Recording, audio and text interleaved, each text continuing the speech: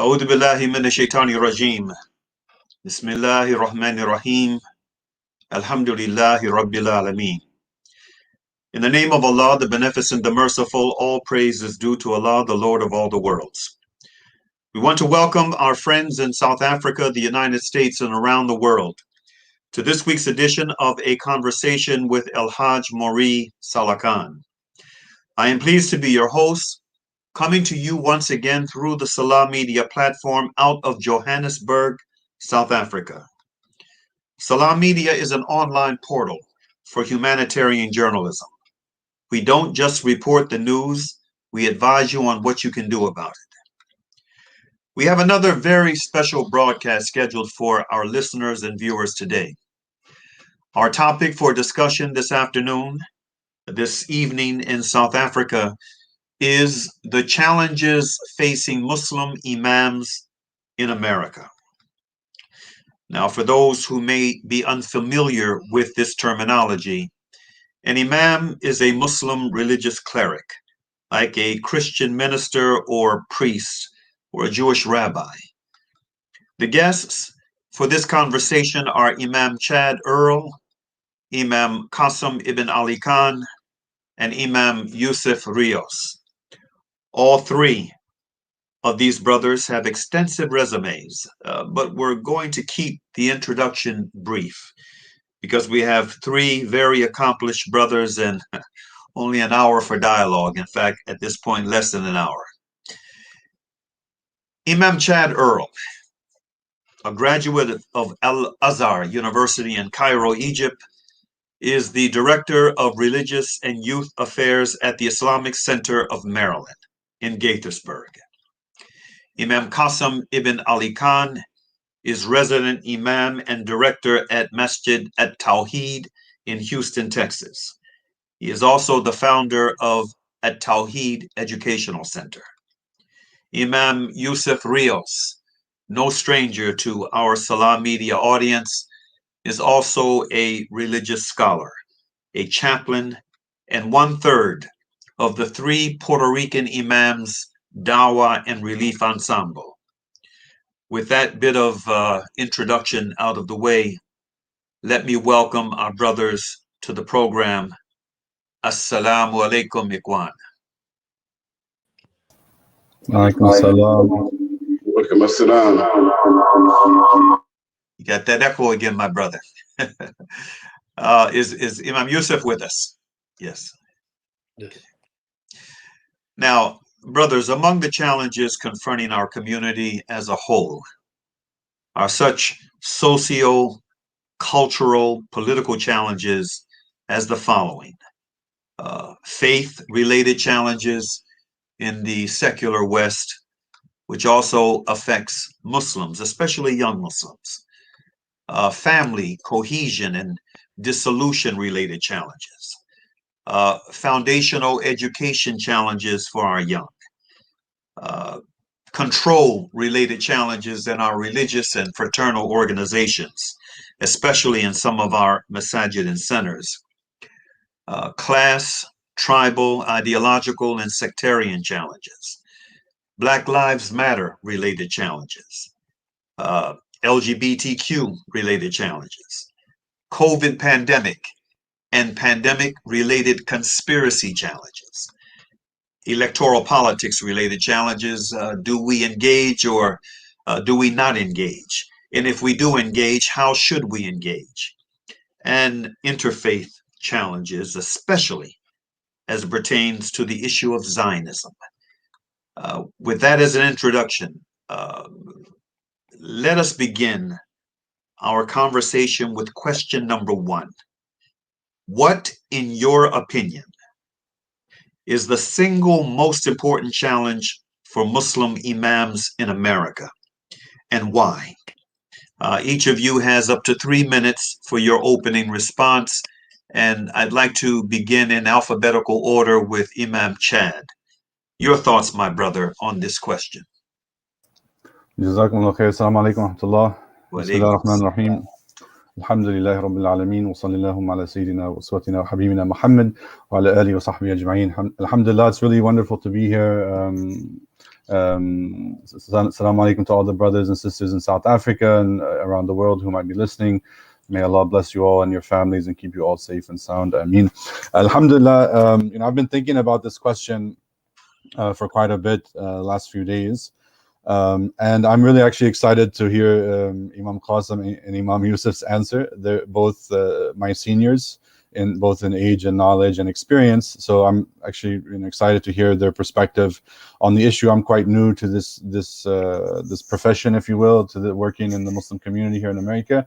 And it is my answer is a work in progress, to be honest with you. But one of the most important challenges that we face, if not the most important, is the challenge of relevancy, of being imams and leaders of the day, and you, mashallah, very succinctly mentioned so many challenges that we as a community face. And our leadership, in the same vein, must be leadership which is able to address and understand and reply to and respond to and guide the community in these issues.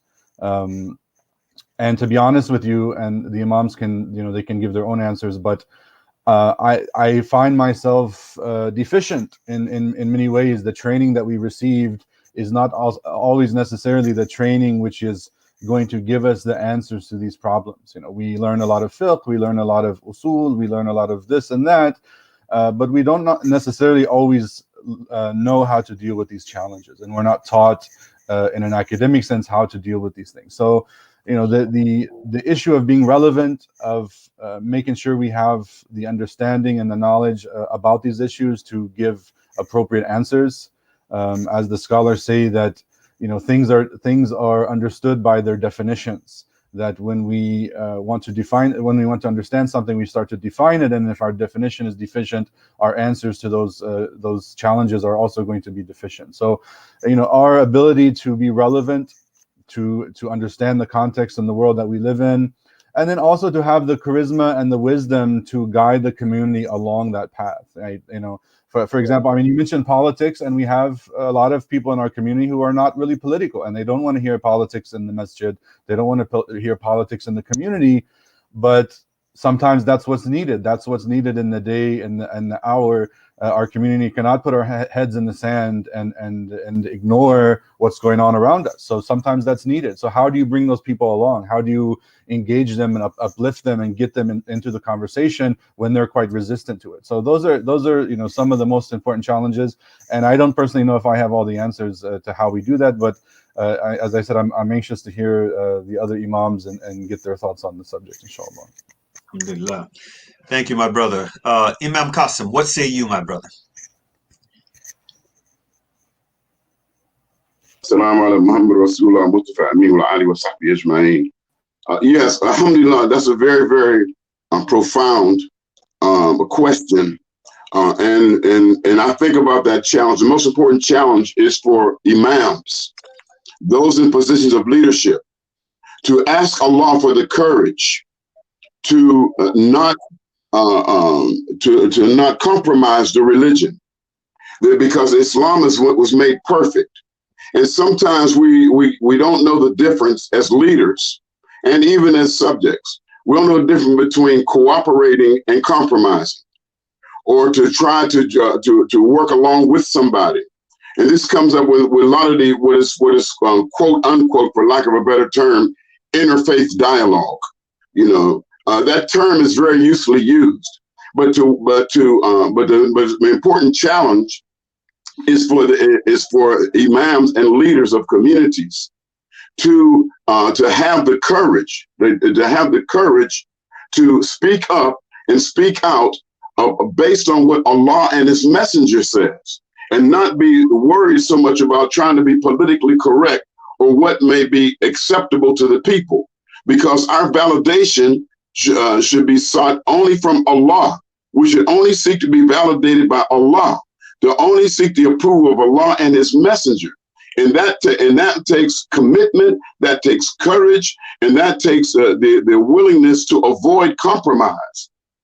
That is the challenge. Because I can list some cases without mentioning names about some imams that were hired by boards of large masajid, and because they spoke up about the wrongs they see in the community, when they spoke up about the people who come to the masjid, they're businessmen, and they sell haram items and pork and alcohol and gambling and so forth, but they speak up against it. But then the administration of these particular masajid would reprimand them and admonish them because they were worried about losing the finances that are coming from those people. And that's just one point. So as Muslims, we need to be very, very careful that we don't compromise. That's the most challenging thing. This gay life, the gay rights so-called thing, you know, subhanAllah, some imams are afraid to speak out against it because they're afraid of what the people might say. When we think about Allah, what Allah said with a very prophetic hadith to Prophet Muhammad sallallahu alaihi wasallam, he said, when homosexuality becomes widespread in the land, Allah will lift his hand from creation and he will not care what valley they're destroyed. Okay, so Allah destroyed 2 cities over that. That's just one example. But yet there are some who are afraid to speak up, some imams, they're afraid of that challenge because they're afraid of what some of the people might say.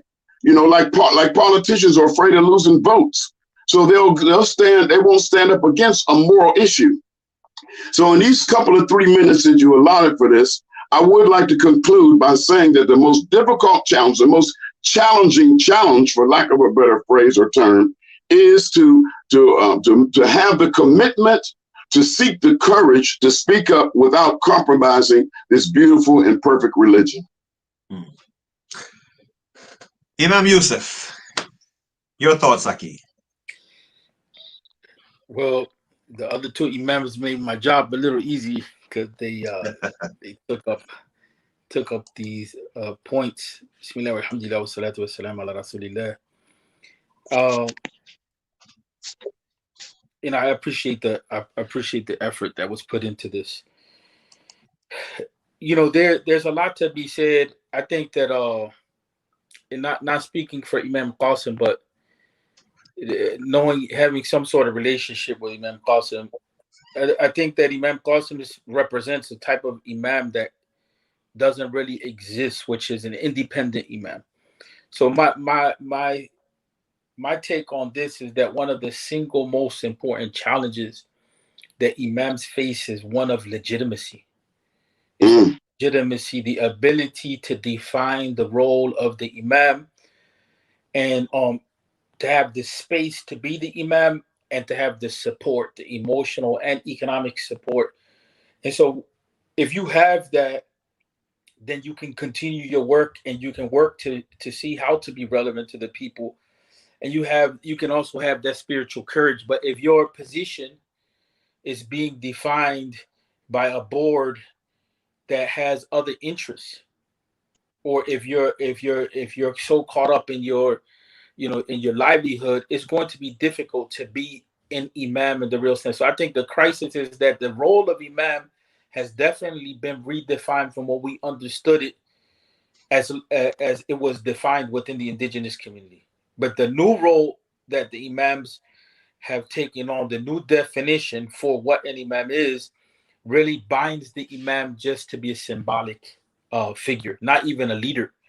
And so it becomes difficult to do any work, whether it is to be relevant in the community, whether it is to take actual stances, because you really don't have any leadership in the general community. And I want to throw back the time in that regard. So, I think legitimacy is the number one issue right now. Legitimacy. I want to thank all 3 of you brothers for your responses to that opening question. I want to invite each of you, because I want you to be really a driving force for this conversation, given the fact that each of you brothers are in the seat of, that responsibility of being an imam of a community. And so I'd like for you to be the driving force behind this conversation. Pick another challenge and share some thoughts on how we navigate that challenge, how we should navigate that challenge? Just again, begin with you, Imam Chad. Jazakumullah khair. Amongst them, the challenges I see, Imam Yusuf touched on this a little bit. Part of one of the challenges as an imam is that you sometimes join a community if you're not from that community, and the community might be quite diverse in its background and its understanding of the religion and its historical practice of the religion. And though the ability for an imam to lead people that are not always on the same wavelength, and allow them to rally behind this person and kind of take their lead, so to speak. That's something that's communities like ours. Brother Mauri, our community here quite well in Maryland. It's a diverse community, and there's a lot of perspectives. And trying to rally people behind one voice or one perspective, and without pushing anyone away or disrespecting anyone's views, trying to unify them kind of around a leader, quote unquote, or an imam with their own understanding and vision about how the community should be heading. It's quite difficult, and people are not, they don't have that traditional, okay, this is the imam, we need to do what he says. That rarely exists. I've seen that very few times. People that are very friendly, very respectful, very good brothers and sisters in the faith, that traditional opinion of this is what the imam says and that's what we're going to do, that rarely flies. So that challenge of trying to unite the people around a certain vision or voice, unless you're all from that same perspective, that same methodology, it's very, very challenging. So that's something, again, that I look to people like Imam Qasim and Imam Yusuf for guidance on. Imam Qasim, your thoughts? Another challenge. I kind of like the grab bag that you provided for us to reach into the bag and come up with another challenge, because you actually can fill a bucket with the challenges. But near the top of this bucket that I reach for is the one where the parents are in denial and really understanding what the peer pressure is, what causes peer pressure for our children. In the Muslim community, there's a huge issue, a huge crisis, very huge crisis and challenge with the Muslim children being affected and infected with peer pressure. 95% of the Muslim children go to public schools, and so they're being infected with peer pressure, where they feel pressured to try to imitate or try to seek the approval of their peers who have no Islamic or moral training. And it causes problems in the Muslim community, especially as the children begin to grow up and develop and journey throughout their adolescent years into adulthood. Let me give you an example, and I'll be as brief as I possibly can. And this may sound like a rhetorical question, because I believe that all of us on this program now have children. I believe we do. I believe we're family men. How many times have we told our children, if you say your prayers, mommy and daddy will be happy with you. If you wear your khimar, wear your headpiece, wear your kufi. If you say your prayers, if you memorize some ayahs in the Quran, mommy and daddy will be very proud of you, right? Okay, we tell them that. And so we don't realize that we're subconsciously programming them to seek the approval of a human being. Then we send them out to the public.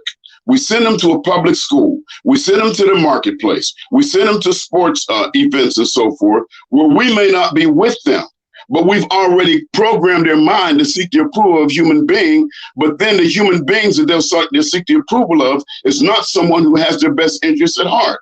So then, in that weak state that they are, their peers that are around them, other human beings, are saying to them, if you smoke this cigarette, we'll be proud of you. If you take this joint, we'll be proud of you. If you have a boyfriend or girlfriend, if you have a baby, if you have sex, we'll be proud of you. And then we program them to seek that approval. Then they'll come home to the parents with these contaminated ideas, contaminated concepts, and we blame it on their peers. Oh, you shouldn't be around those kids because they're bad kids. But yet we have programmed them to seek the approval of human beings, But the human beings that they're seeking the approval of when they're not in our company is not someone that has their best interest at heart.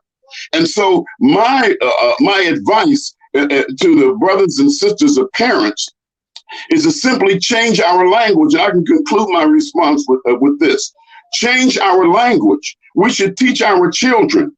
If you say your prayers, if you wear your khimar, if you wear your loose pants, so forth, if you memorize Quran, Allah will be proud of you, and your mother and daddy will be happy because you're trying to please Allah.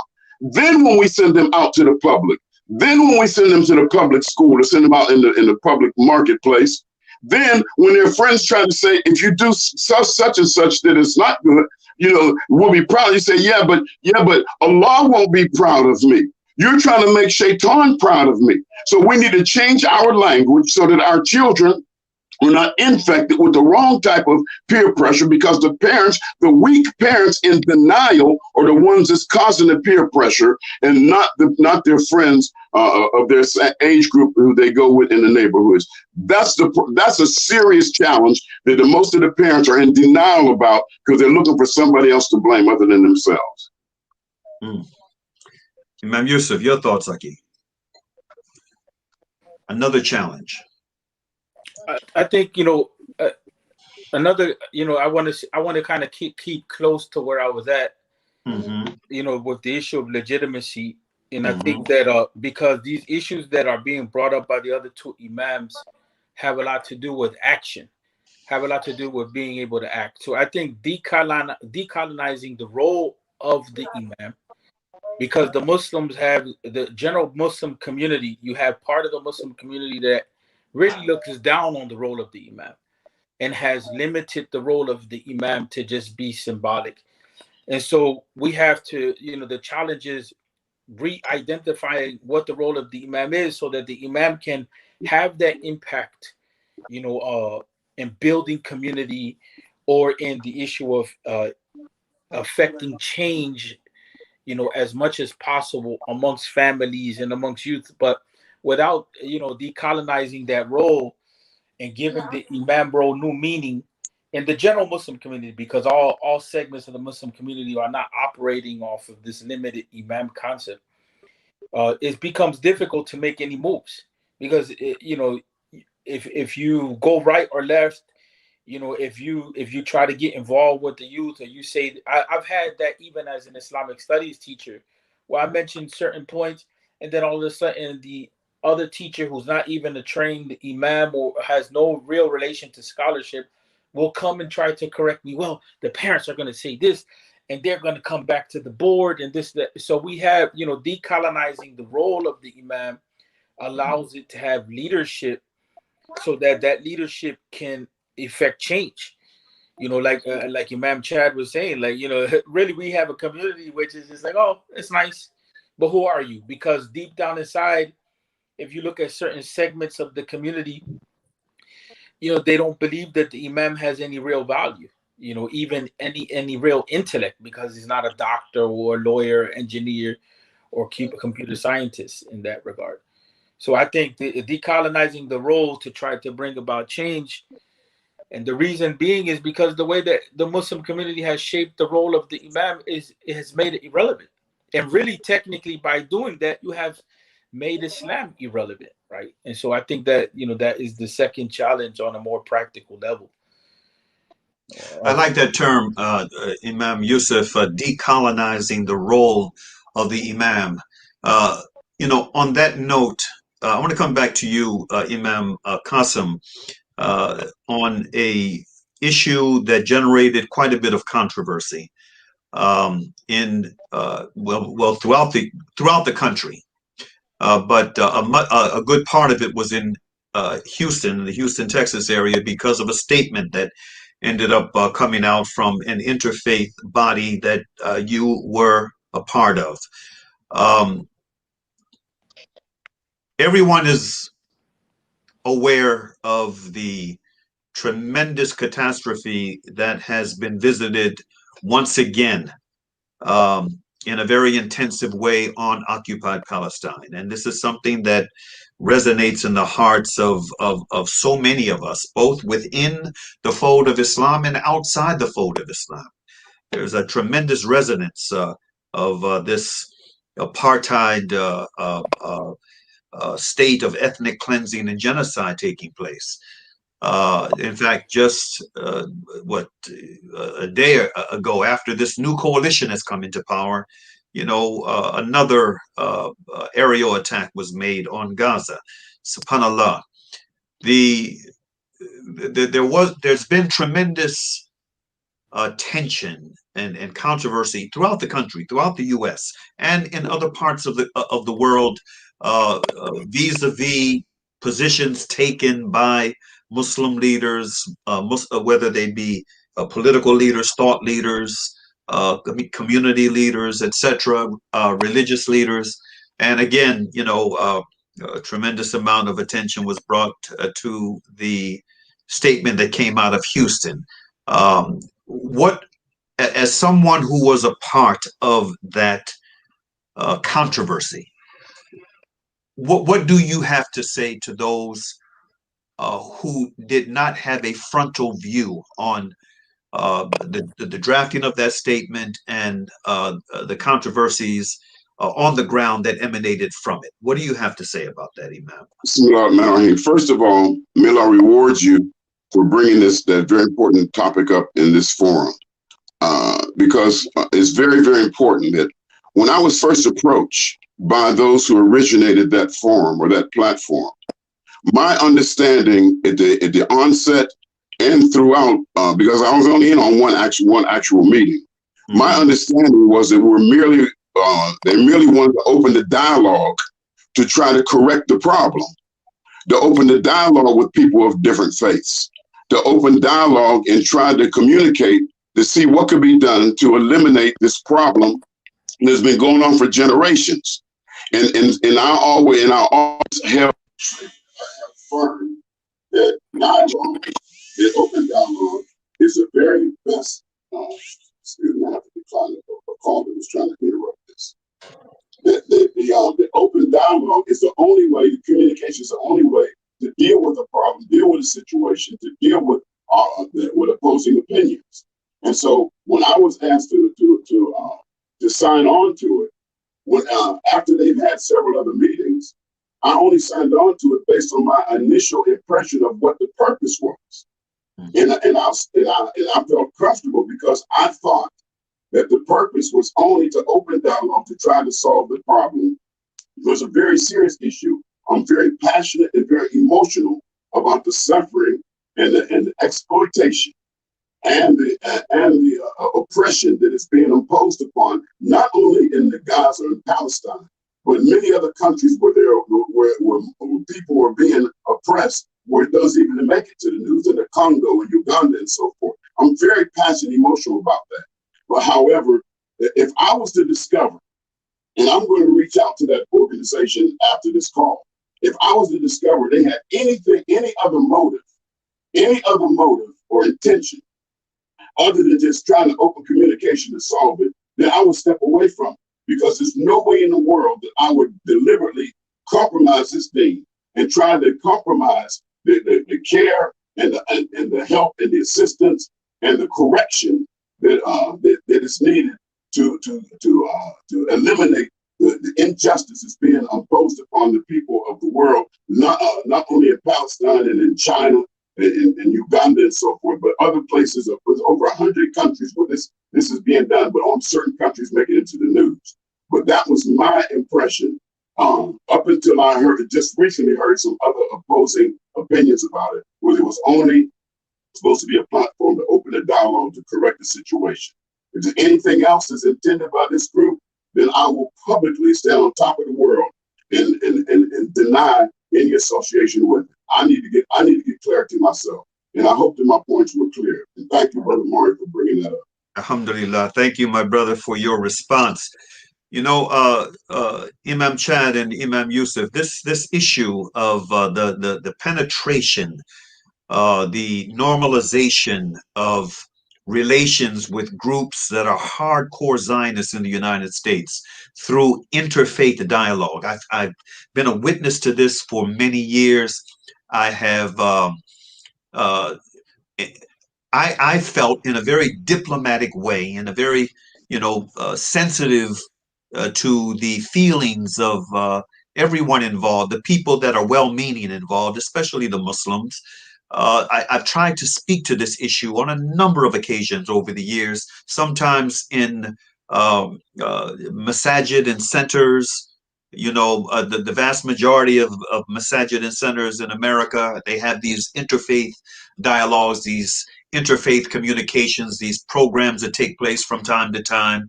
And, you can oftentimes see if you're really looking at and looking at what is taking place and listening to what is being said, and also the players involved.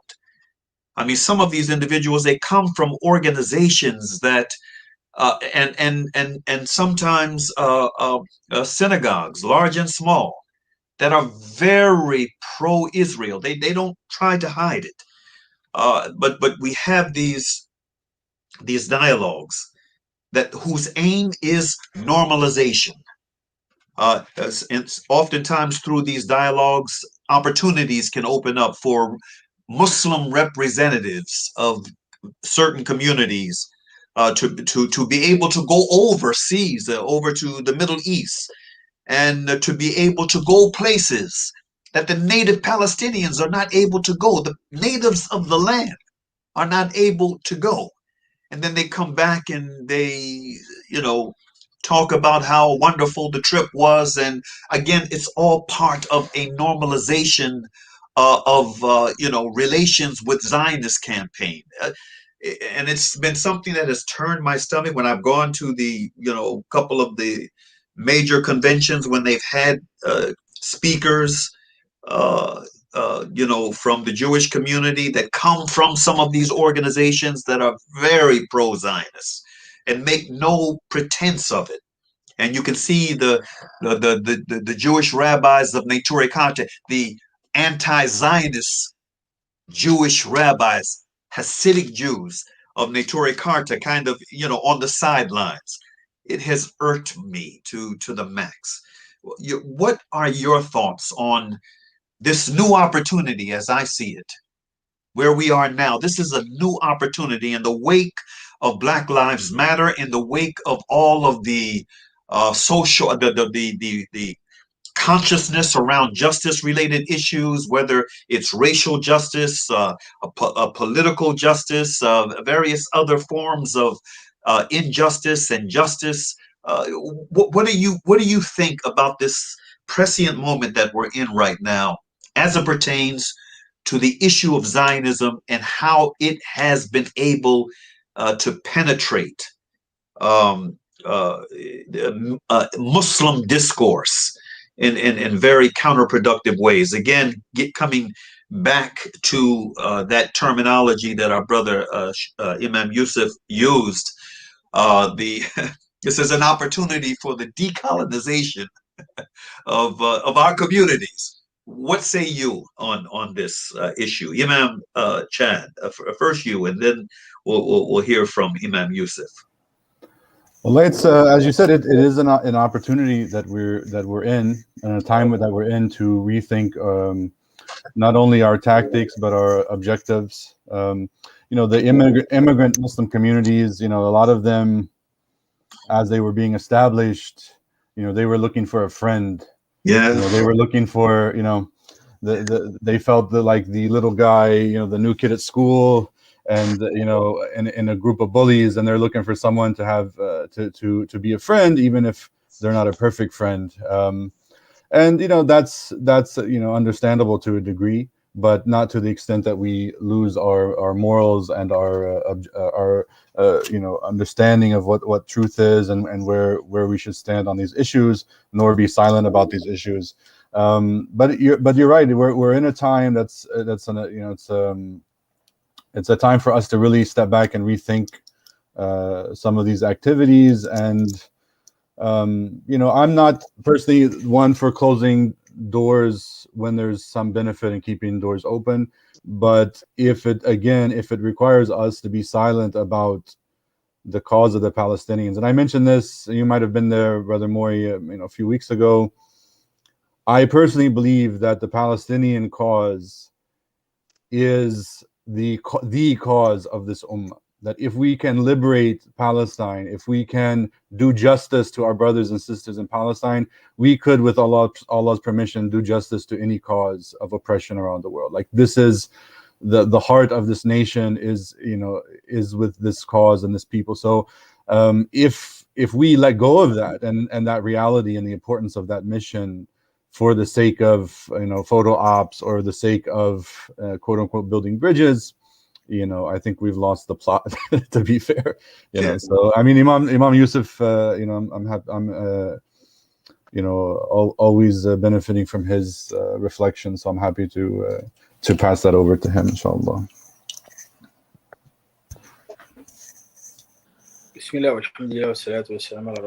There's no doubt that it's a difficult time period that we're in because of the clash of different moral orientations. There's a clash. I mean, and the system is set up that way. Capitalism, where is that right now, is set up that way. It was going in that direction a long time ago to unpin people's moral commitments, allows the markets to have more dominance. And it allows for things to be moved in certain directions. And with this rise of individualism, which comes along with, the neoliberal economy, it creates a sense where there is no direction, there is no solidarity. I think that the reality of when we start talking about the Zionist organizations is that they're extremely organized. And they're extremely organized, and they invest in their leadership, whether it's religious or not religious.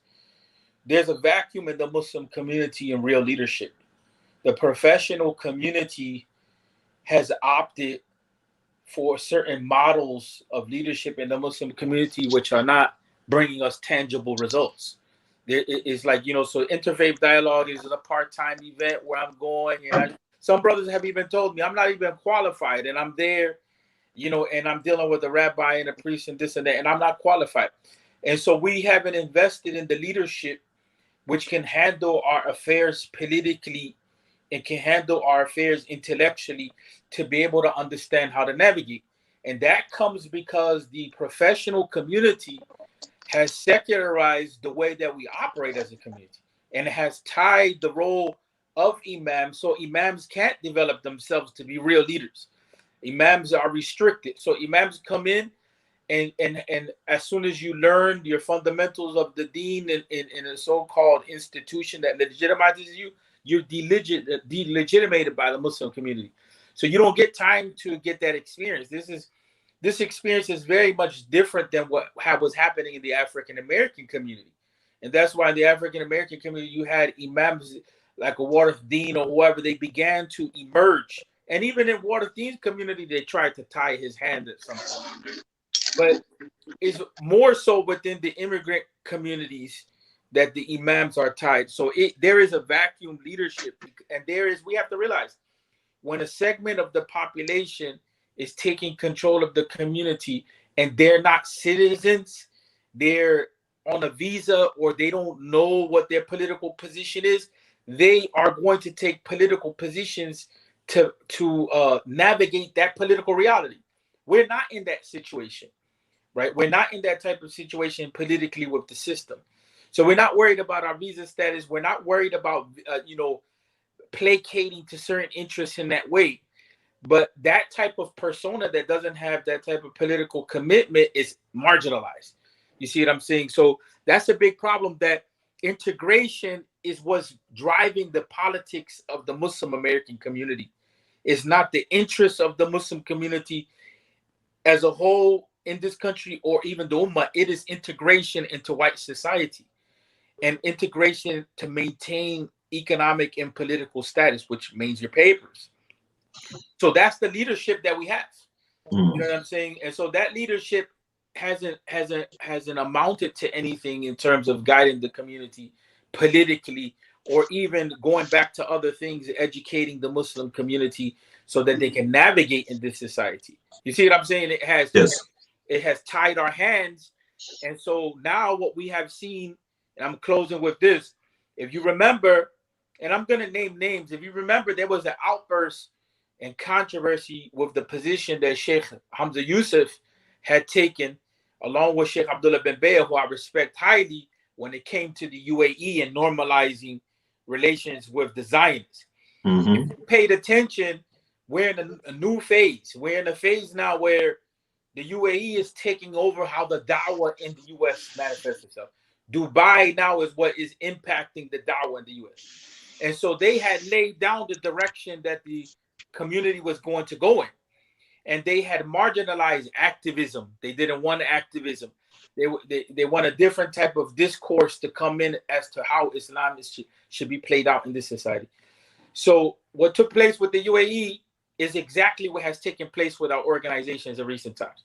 We would not have seen it if it wasn't for the case that the Palestinian situation reemerged. We would not have known it. But we saw it in New York. We saw it in Texas.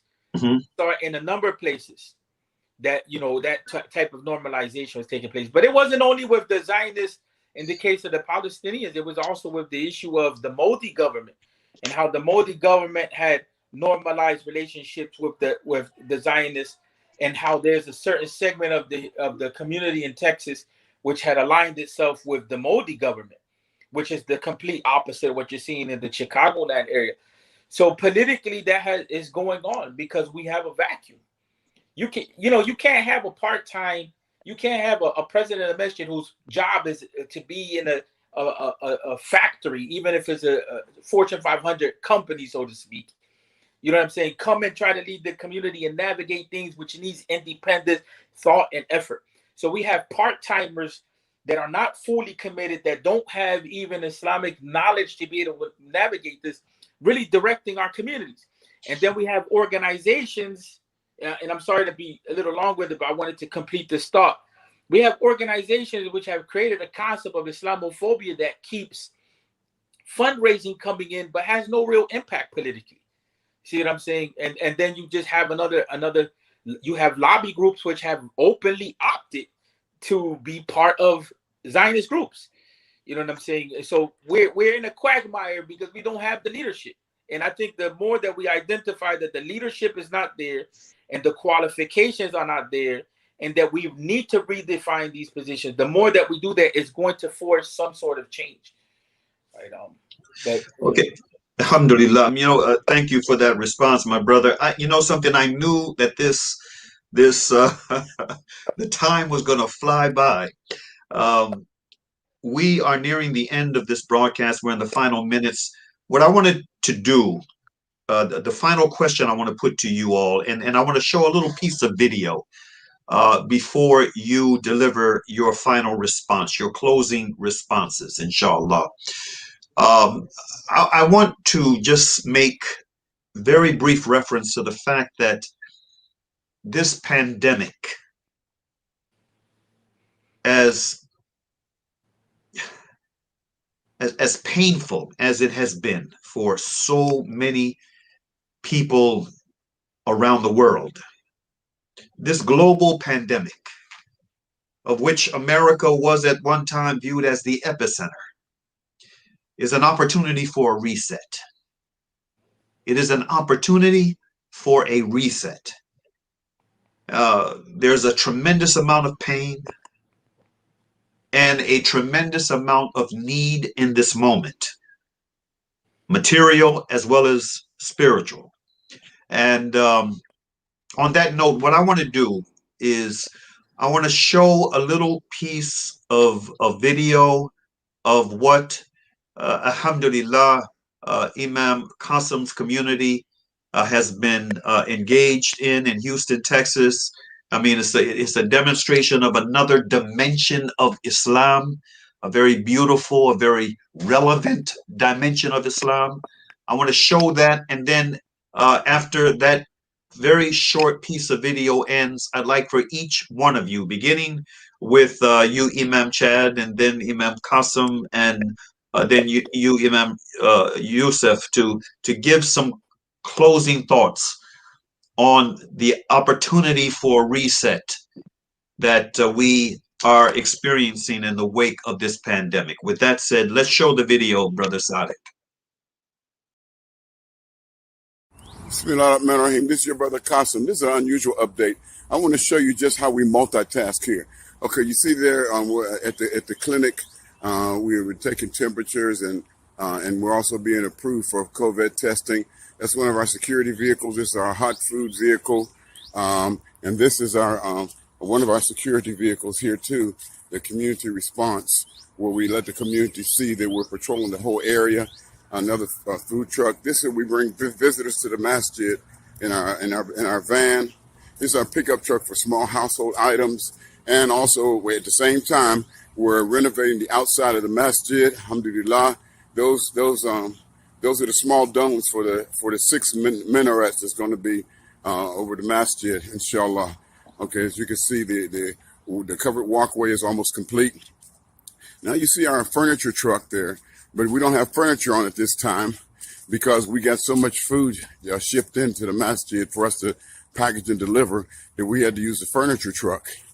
But as you can see, we don't put limitations on the work that we do because we have so much to do. We do need more helpers, more volunteers.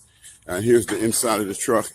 It's almost empty now. It's about 2/3 empty. This is one of our volunteers here rolling the cart up to get ready so the brothers could load it. And then this is the entrance here into the main lobby. And what we do, we use our multi-purpose room now, since we don't have those type of taleems now, as a staging area. There goes one of our volunteers, Brother Jamil. Wave hello, say assalamu alaikum, Brother Jamil. Alhamdulillah. Brother Abdul Hakim, say wave, assalamu alaikum, Brother Abdul Hakim. Alhamdulillah. And so this is our staging area where we organize and package the food that we will take out to the community. Most of it, though, we'll do an open gate giveaway, food giveaway, probably, I think, maybe next week or the weekend after, inshallah. All right. And then about here is our storage area that we built about a year ago in the masjid, in the back of the masjid, where we store our food supplies. This is that we don't take to our major warehouse. Our main warehouse is about 3 or 4 blocks away on Jensen Street. It's 5,000 square feet. And this is one of our new coolers that was donated to us, or the funds were donated to purchase it about 2 weeks ago. Alhamdulillah, as you can see, it's stocked full with perishables, vegetables, and so forth that just got shipped in. That's some of the work we're doing. We still need more money, though. Don't think that we're loaded down with money. We're actually living from dua to dua, doing all of these community services. Please come down and pay a visit, take a tour, and volunteer some help and some money, inshallah. Your brother Qasim. Assalamu alaikum. Alhamdulillah. And that's what I call holistic dawah, being relevant to pressing material need. And again, we're in still in the throes of a global pandemic. And instead of you, Imam Chad, let's close out with 2 minutes from Imam Qasim following that video, and then we'll come to you, Imam Chad. Imam Qasim, what are your final thoughts on this topic that we've been dealing with today? Alhamdulillah. My final thoughts is this. My journey to Islam came through the nation of Islam, a diluted form of true Islam. But one thing that I kept is a desire to keep working. And when I was taught to only fear Allah, that means I don't fear sleep. I don't fear being tired. I don't fear being hungry. I don't fear being broke. I don't fear being cold or wet or sleepy. I only fear Allah. And that's the work that we do. And I refuse to compromise. And when we talk about bridge building, I'm only trying to build a bridge with. Yes, subhanAllah, we lost our brother. It looks like we lost him. Inshallah, Imam Chad. Bismillah, inshallah. Your final thoughts. I mean, alhamdulillah, it's a wonderful effort they're doing. As you said, this is the time to reset ourselves. Unfortunately, a lot of people, as we're opening up, quote unquote, we're kind of forgetting that reality, and we're losing the opportunity very, very quickly. I mean, just within a few days and weeks, we seem to just want to go back to what that state we were in before all this happened. So, you know, this is a time to reflect and remind ourselves, like, wait a second, we were really struggling just a few days ago. Don't get it twisted that we might not be in that situation again. We have to recenter ourselves in our activities and our mission as a community. And yeah, alhamdulillah. Thank you again for inviting us, and may Allah bless everyone at Salam Media and their families. I mean, Imam Yusuf, you have the final word, my brother. I mean, I think what Imam Shad was saying about keeping focus is important. And unfortunately, you know, Imam Qasim, I've actually been there to Fifth Ward in Texas. Mm-hmm. And I think that Imam Qasim represents, you know, a dying breed of an Imam. I think that we need to have more projects like that, where it's less politically, there's good politics and then there's just empty politics. Our institutions are burdened by empty politics and minimal work. Imam Qasim's motto is very community oriented. I've been there. I've seen what he does. And so the reality, I think we need more projects like that. And I think like what Imam Chad is saying, we have to have focus, right? And so we need vision. We're lacking vision as a community and we're lacking impact. And I think that this is the time where we regroup and we think about that, how to create models where we can actually work versus being caught up in the politics and the lawsuits and the breakdown. This is actually an intentional breakdown in the community, right? And so I think COVID showed us that in many ways imams are very important, because what people were looking for was people to guide them. What people were looking for was consultation. They were not so much concerned about the very expensive rug or chandelier or anything like that. They were looking more just for somebody to be there and a sense of direction and guidance. So I think vision, you know what I'm saying, being very clear that we still have challenges before us, and investing in projects which are direct and impactful, right? And that means redefining our understanding of leadership. Absolutely. I want to conclude the broadcast by thanking all three of you. And I'm going to make sure I pick up the phone and give a call to Imam Qasim. We lost him, but alhamdulillah, he was with us for the entire broadcast, all the way to the very end. I really appreciate what each of you had to say for this very challenging topic. It was a very, very challenging topic to have to deal with, the challenges confronting Muslim imams in America. The challenges are great. We just touched the surface of them, but I really have a tremendous amount of love and respect for each of you brothers and for the work that you're doing. May Allah Ta'ala bless you to continue in the work and to grow in the work. There's a saying of the great freedom fighter Frederick Douglass that is very dear to my heart. He said, "A man is worked on by what he works on. He may carve out his circumstances, but his circumstances will carve him out as well."